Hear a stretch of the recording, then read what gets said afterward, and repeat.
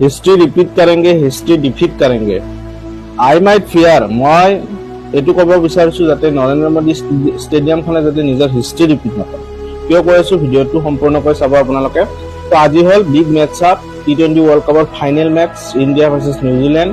গতিকে বহুত বেছি মাছ ৱেটেড মেটছ হয় এইখন আৰু নৰেন্দ্ৰ মোদী ষ্টেডিয়ামত এইখন মেটছ হ'বলৈ গৈ আছে।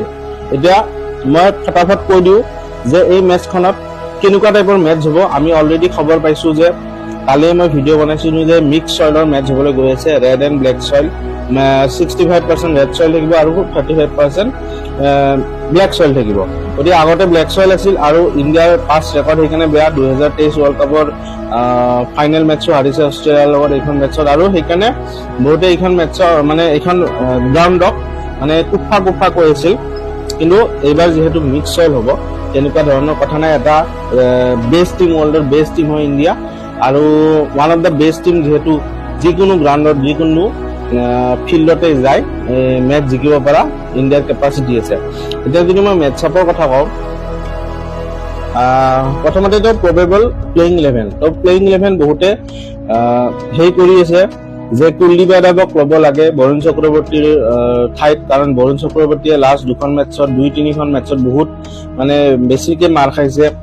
ৱেষ্ট ইণ্ডিজৰ লগতে হওক ইংলেণ্ডৰ লগতে হওক দেখিছো আমি। কিন্তু মই নাভাবো যে ফাইনেল মেটছত কোনো ধৰণৰ চেঞ্জেছ হ'ব। বৰুণ চক্ৰৱৰ্তীয়ে খেলিব ফাইনেল টাইমৰ কাৰণে আৰু কুলদীপ যাদৱ নেখেলে এইটো মই জানো। আৰু অভিষেক শৰ্মাৰ কথা কৈ আছে বহুতে যে অভিষেক শৰ্মা, কিন্তু অভিষেক শৰ্মাও খেলিব এই মেটছখনত যিহেতু ইমানখন মেটছ খেলিছে। চ' অভিষেক শুড প্লে।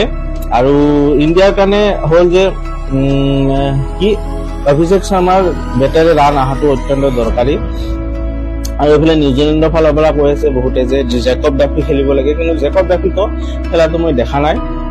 কাৰণ Paul McConchie, Jimmy Neesham, Matt Henry, Lockie Ferguson এনেকে খেলিব। সিহঁতৰো নিউজিলেণ্ডৰ 9টামান বেটিং অপশ্যন আছে। পল মেকনকিলৈকে আছে, চেণ্টনাৰ আছে। গতিকে ফিন এলেন আৰু টিম চেফাৰ্ট এই দুটা উইকেট মষ্ট ইম্পৰ্টেণ্ট হ'ব ইণ্ডিয়াৰ কাৰণে। যদি মেটছ জিকিব মন আছে টিম চেফাৰ্ট আৰু ফিন এলেনে যদি 4-5 অভাৰো খেলি দিয়ে বহুত ৰান হৈ যাব, পাৱাৰ প্লেতে বহুত ৰান হৈ যাব। গতিকে এই দুটা উইকেট ল'লে 40-50% মেটছ ইণ্ডিয়াৰ হাতলৈ আহিব। আৰু নিউজিলেণ্ডৰ কাৰণেও সঞ্জু চেমছনৰ উইকেটটো অতিকে গুৰুত্বপূৰ্ণ, কাৰণ অভিষেকৰ ফৰ্ম নাই। গতিকে সঞ্জুৰ উইকেটটো ল'লে নিউজিলেণ্ডৰ ফালৰ পৰাও 20% মেটছ নিজৰ হাতত আহিব।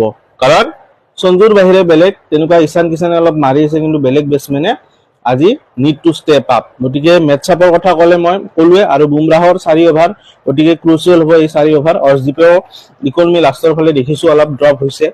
গতিকে মেটছখন